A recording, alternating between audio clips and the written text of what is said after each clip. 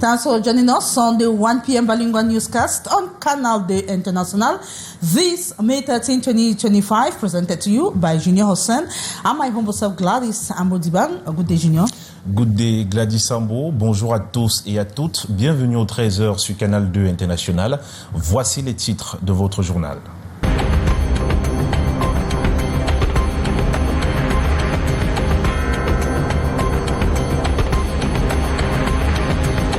Fin de parcours pour un gang de présumés braqueurs dans la ville de Douala.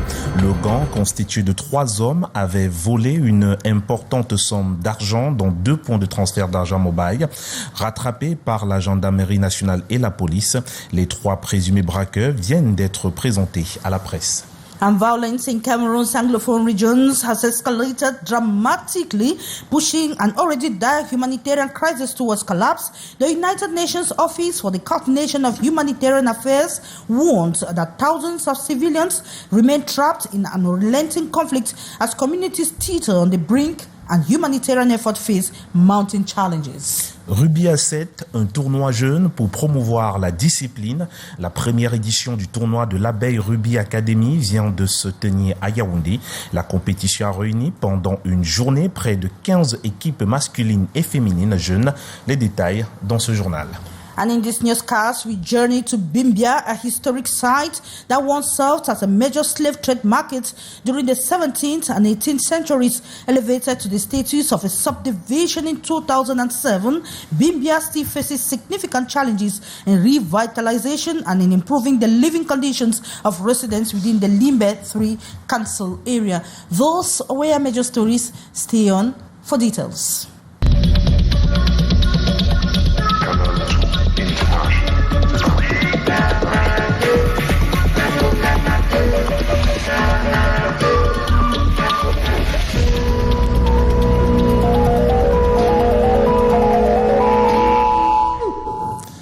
Merci de regarder le 13h sur Canal 2 International et nous ouvrons ce journal avec vous, Gladys Sambo. Yeah, we begin with an arm attack that took place at Fengudrong, Omispor in the Bepanda that is found in the Douala 5 subdivision. It left residents fearful and demanding stronger security measures, and thanks to a rapid response by the gendarmerie, the 3 suspects were swiftly arrested. The details with Sherifa Saleh. The calm of Fengudrong Sports in Douala 5 was shattered around 10 a.m. May 13, 2025, when gunshots echoed through the neighborhood. C'est ce que moi je vois à la télé. Je venais voir. Et un groupe de braqueurs sur une moto armés jusqu'aux dents. Je n'ai pas peur pour moi, j'ai peur pour la famille. 3 armed robbers aiming to intimidate residents carried out a violent assault, making away with 998,700 CFA francs and several mobile phones. Nous sommes surpris qu'il vient encore moins d'1 an après, presque un an après. C'est mieux même de finir avec eux, parce que le fait de les laisser toujours en vie, ça va toujours se reproduire. The attempt to escape on a motorcycle was short-lived. Alerted to the situation, the Bepanda gendarmerie responded promptly, intercepting the suspects before they could get far. A shootout ensued, during which 2 of the assailants were wounded. The injured suspects are currently receiving medical treatment under guard, while the 3rd is being detained at the Bepanda gendarmerie for further investigation. Shaken by the incident, the local population is now urging authorities to reinforce security measures in the area to prevent such attacks from recurring. Thank you so much, Sherifa Saleh. And violence in the 2 English-speaking regions of Cameroon have spiraled out of control recently, pushing the humanitarian situation to a breaking point. The United Nations Office for the Coordination of Humanitarian Affairs came out with a report saying thousands of civilians are now trapped in a relentless conflict as both communities and its efforts struggle to revive. We have more with Violence in Cameroon's northwest and southwest regions is escalating, pushing the humanitarian situation to a breaking point. A report freshly released by the United Nations Office for the Coordination of Humanitarian Affairs says since March, thousands have been displaced and vital humanitarian services crippled. On March 11, for example, clashes between armed groups and government forces forced 710 people to flee from Owe village in the southwest region, leaving families scattered in fear. Meantime, cross-border violence is also rising. On March 18, herders from Nigeria attacked Borna Binge village, displacing 180 people and destroying homes and crops. Elsewhere, civilian movement is severely restricted. The United Nations agency reports that armed groups and military forces alike are manning illegal checkpoints. At least 290 people have had their identification documents seized. And to make matters worse, humanitarian assistance is increasingly hard to come by due to funding cuts. The report warns that the escalating violence and resource shortages currently threaten to overwhelm both the population and relief efforts. It adds that immediate action is needed to restore stability. And meantime, the stakeholders who submitted information on the human rights situation in Cameroon in 2024 are proofreading a draft report by the Ministry of Justice on the matter alongside 3 periodic reports on the United Nations treaty bodies for true reflection of action towards humanitarian right protection. Let's have the details with Beatrice Ngamo from Yaoundé. The draft report put forward for proofreading by the Ministry of Justice is on the state of human rights in Cameroon in 2024.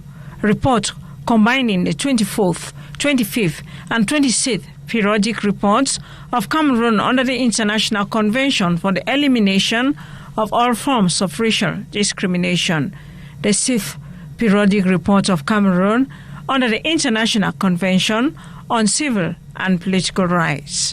Just as the previous report, it serves as an instrument of measuring the Cameroon's human rights promotion and protection mechanism, identifying areas of achievement, progress, and the areas need improvement. Report drafted thanks to the contributions of various actors called here upon to come and verify the information which we basically collected from them. We collect information from administration, stakeholders. We also collect information from civil society organizations, but also to independent administrative authorities.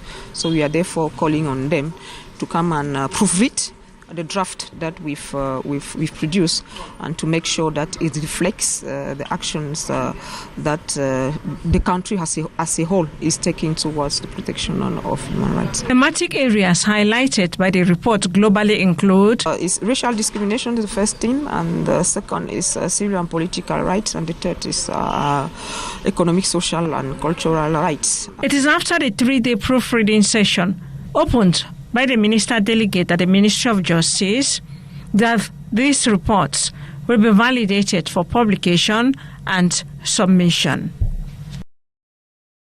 There was Beatrice Ngamode with the report. I will take you back to Bepanda, where we had 3 armed robbers who were arrested yesterday. Un gang de 3 présumés braqueurs armés dans la ville de Douala est aux arrêts après avoir emporté une importante somme d'argent dans 2 points de transfert mobile money. Il a été interpellé au quartier Bepanda dans le 5e arrondissement de la ville de Douala par les forces de l'ordre et de sécurité. Le gang vient d'être présenté à la presse ce lundi 13 mai à l'esplanade de la Cour d'honneur par le commandant de la Légion de gendarmerie du littoral, Laurent Joncho et Stéphane Binac. Reportage. Suite à la série de braquages perpétrés depuis 48 heures dans la ville de Douala, le colonel commandant de la Légion de gendarmerie du littoral, sur renseignement, a mis en place un dispositif de veille qui a permis de mettre la main sur 2 acteurs et un receleur. Après échange de feu entre les gendarmes et les assaillants, Un quatrième finira par rendre l'âme suite à une blessure par balle. Les présumés braqueurs sont ici présentés à la presse à l'esplanade de la cour d'honneur de la Légion de gendarmerie du littoral et le bilan dévoilé. Le bilan a été l'interpellation de trois hommes et du quatrième chez qui ils se sont réfugiés.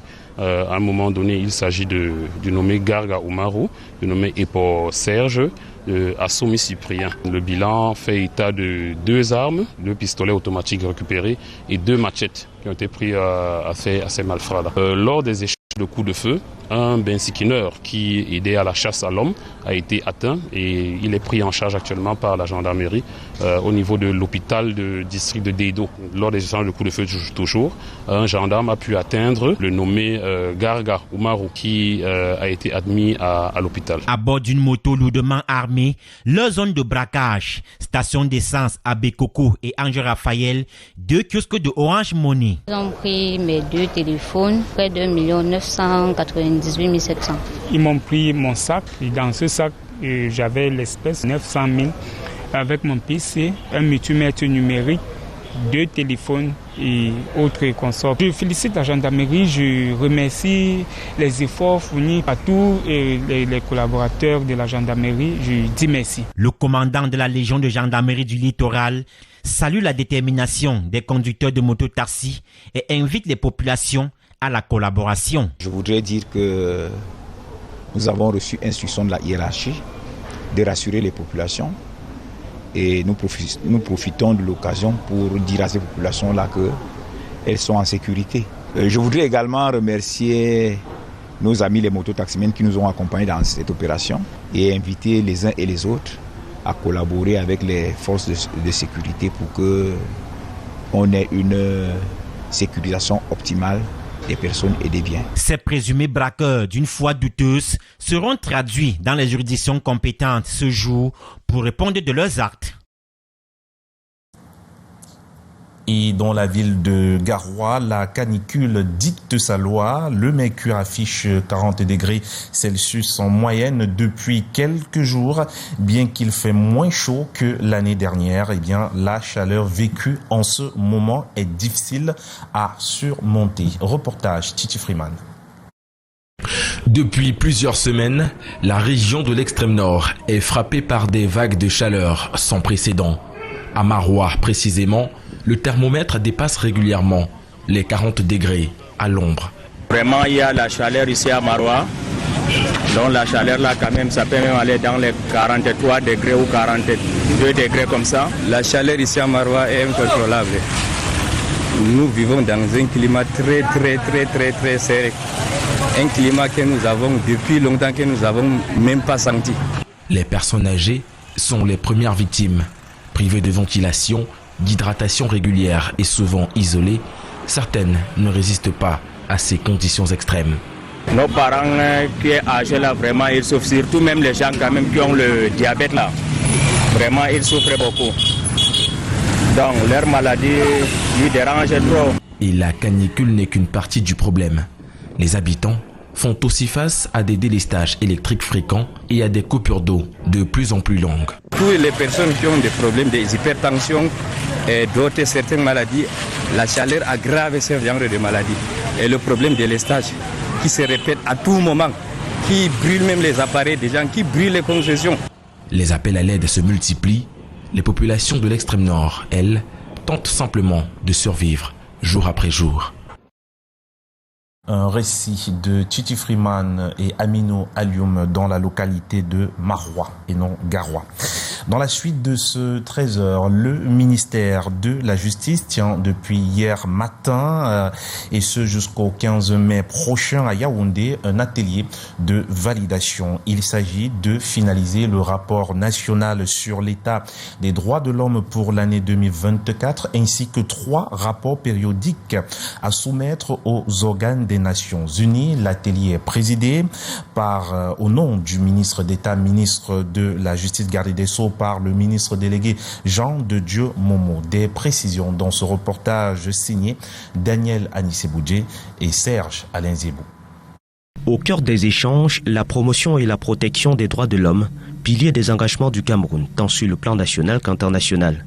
Des participants issus de toutes les administrations publiques, organisations internationales et ordres de professionnels, appelés à valider pendant 3 jours ici à Yaoundé une ébauche du rapport 2024 sur l'état des droits de l'homme au Cameroun, rédigé par le ministère de la Justice. Ces rapports sont produits sur la base des informations collectées des diverses parties prenantes. C'est la somme de toutes ces informations que nous mettons en forme dans ces projets de rapport.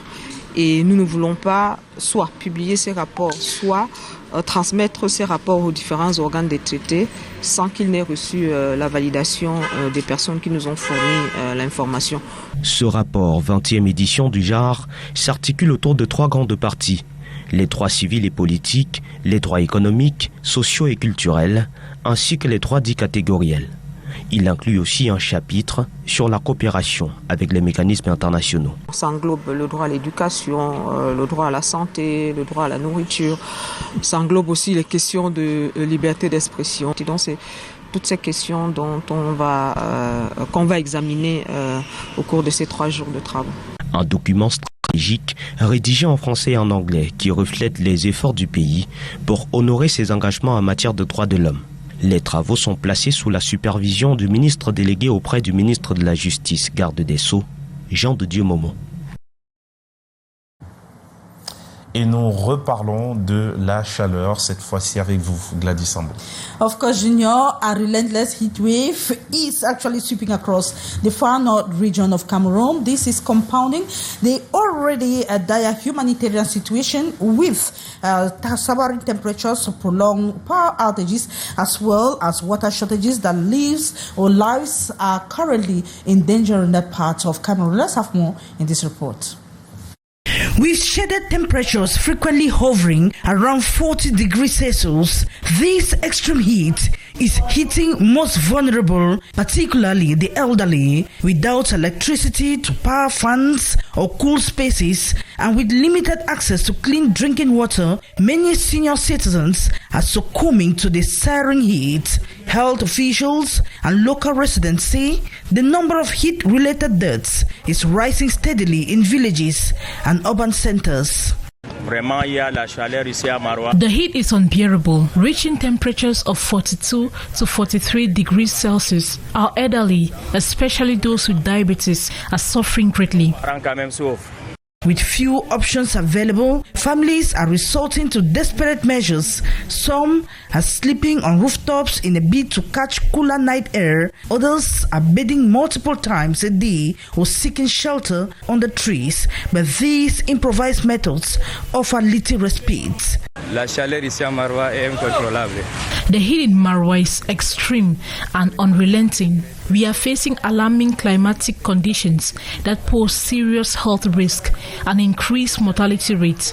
On top of that, frequent power outages damage our appliances, adding to our frustration. La chaleur aggrave ce genre de maladie. As the days grow hotter and services remain unreliable, residents say they feel abandoned. And just 1 week to the celebration of the National Day in Cameroon, we take you to the police corps, precisely to their medical center that is situated behind the National Advanced Police School in the nation's political capital, Yaoundé. And with close to 50 patients daily, the center has been at the service of the police as well as civilians for nearly 3 decades. Let's discover the structure with Beatrice Ngamo.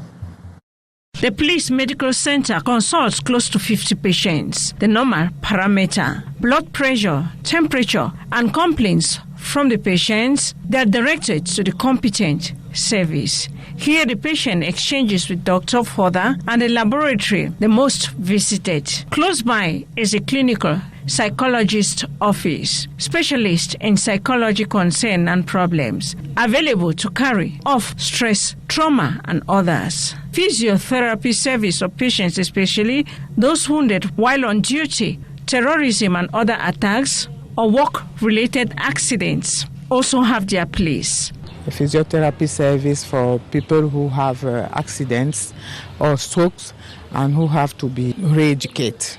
Medical imagery service with up-to-date machines for clinical analysis, medical interventions on organs and tissues available. Là, ça concerne les femmes qui ont le problème de conception. Radiology, that is X-ray service, is there to provide what they found around one's doctor demand. Just close by is the dental service. The patient, a police officer with tooth problem. Like feet, they have all it takes to look deep into the eyes. A specialist, ophthalmologists, like machines, help in the process. Their role, none other than using the qualified medical police staff to satisfy the public.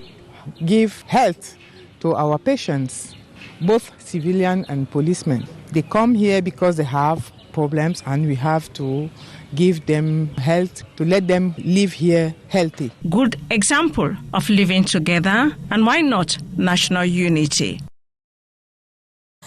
Thank you so much, Beatrice Ngamo. And as we said earlier in the headlines, Bimbia, which is situated in the Fako division of the southwest region of Cameroon, is a historic site of slave trade market since the 17th and 18th centuries. Bimbia was raised to a subdivision in 2007, but the area has remained underdeveloped since then. Let's have the details with Ines Ondwambala. Created in 2007, Bimbia in Limbe 3 subdivision in Fako division of the southwest region of Cameroon has an estimated population of 30,000 inhabitants found in 4 villages of this locality: Bonangombe, Bonabile, Mondoli and Dikolo. Dikolo village was an offshoot of the Bimbia original village called Bonangombe in 1829.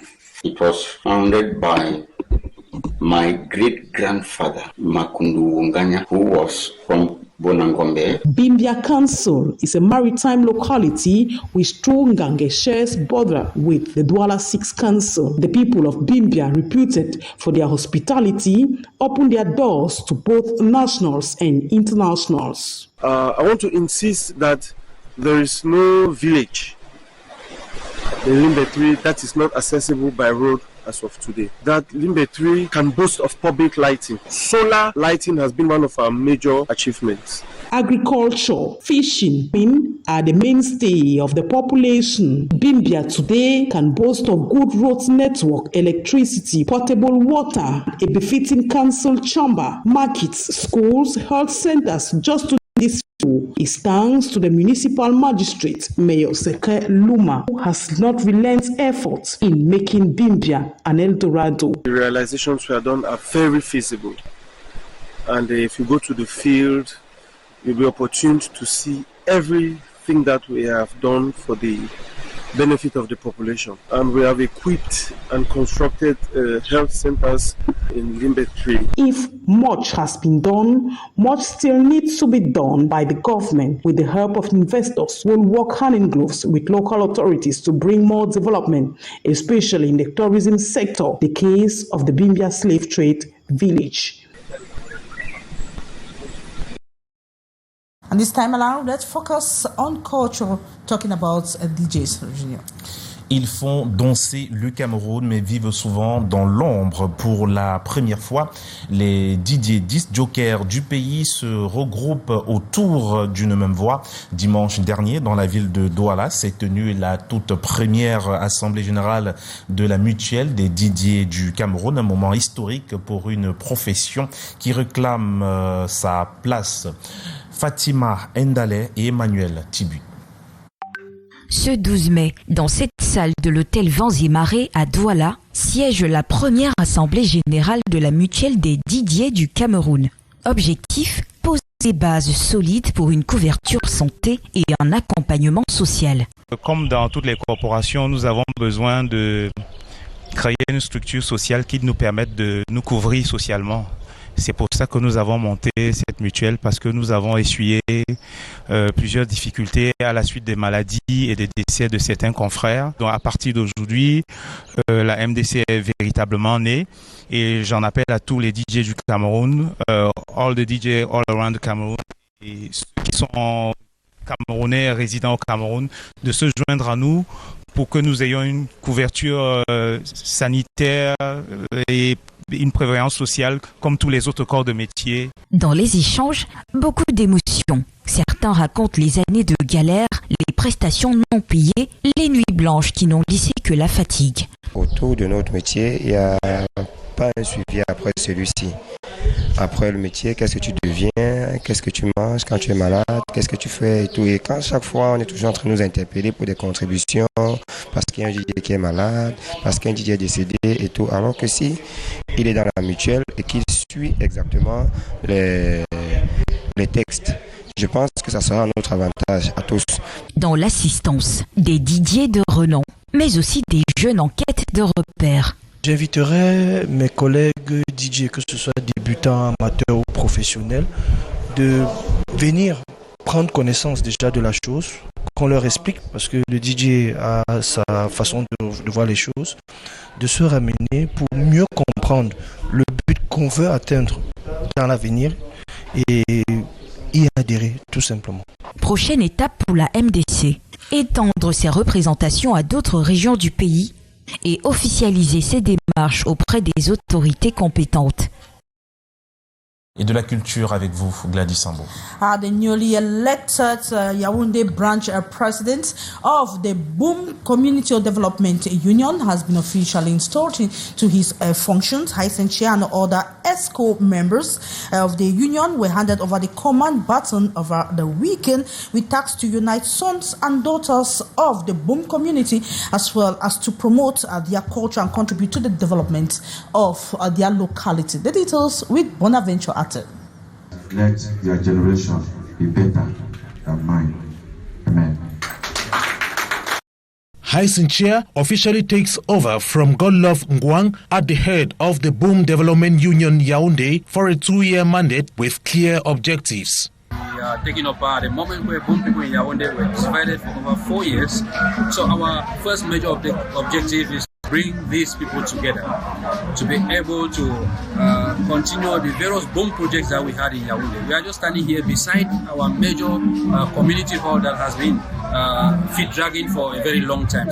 The installation of the new BDU Yaoundé executive took place under the supervision of the paramount sub-chief of the Boom Fund's palace. So the paramount fund of Boom have asked me to tell the newly elected executive to preach peace, unity and development. Which means what? Boom in general have been suffering a lot as from today.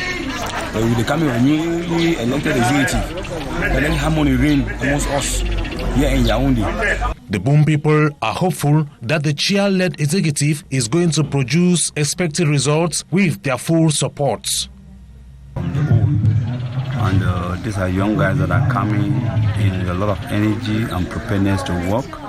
I want to pledge that I'm going to stand beside them to support them to see that they succeed in their mission. The Boom Development Union is a socio-cultural association that promotes the culture of the Boom people in the Boyo division of the Northwest region and encourages participatory development.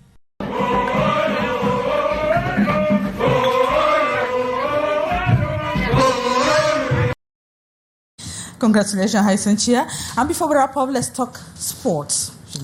Et du rugby, la première édition du grand tournoi de la Baie Rugby Academy vient de se tenir à Yaoundé. La compétition a réuni pendant une journée près de 15 équipes masculines et féminines jeunes autour de la balle ovale. Le but du tournoi est de détecter des talents qui porteront à l'avenir la discipline. Les précisions avec Daniel Anissé-Boudjé et Michel Foucault. Abeille Rugby Club d'Etoudi remporte la première édition du grand tournoi de l'Abeille Rugby Academy. Le club s'est imposé 12-5 en finale face à AS Madonna Rugby ce 10 mai au stade du marché d'Etoudi à Yaoundé au bout d'une rencontre riche en débauche d'énergie. Bon, les adversaires n'étaient pas faciles, mais on a quand même pu y arriver. Mais bon, la prochaine fois on fera mieux. Mais quand c'était quand même apprêté, les gars se sont apprêtés, on s'est quand même entraîné. On s'est entraîné le mercredi, le vendredi pour se mettre en forme. Chez les dames, Eagles Academy l'emporte sur Honor Rugby Academy. Nous sommes très heureuses, vraiment satisfaites parce que nous attendions pas cette victoire. Mais nous avons prouvé, nous avons fait notre devoir. La compétition, qui a réuni une douzaine de clubs masculins et féminins, a pour but de détecter des jeunes talents pour promouvoir le rugby au Cameroun. Deuxième des choses, c'est ne pas faire entraîner les enfants comme nous faisons dans les...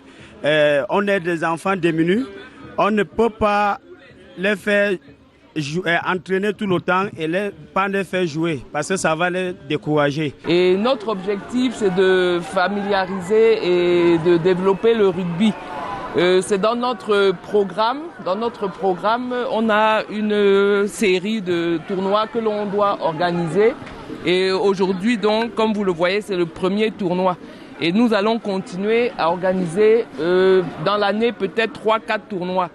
Pour cette première édition, le public a répondu présent au stade du marché d'Etoudi pour vibrer autour de la balle ovale.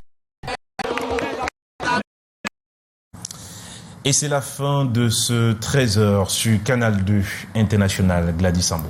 And it is actually a pleasure knowing you're watching the news on Canal International. But don't go away. We'll have the next editions of the news at 3:30 p.m., 6:15 p.m. as well as 7:50 p.m. But then you'll have updates on all the information you need to know. Have a nice day. Good day, Junior. Good day, Gladys Sambo.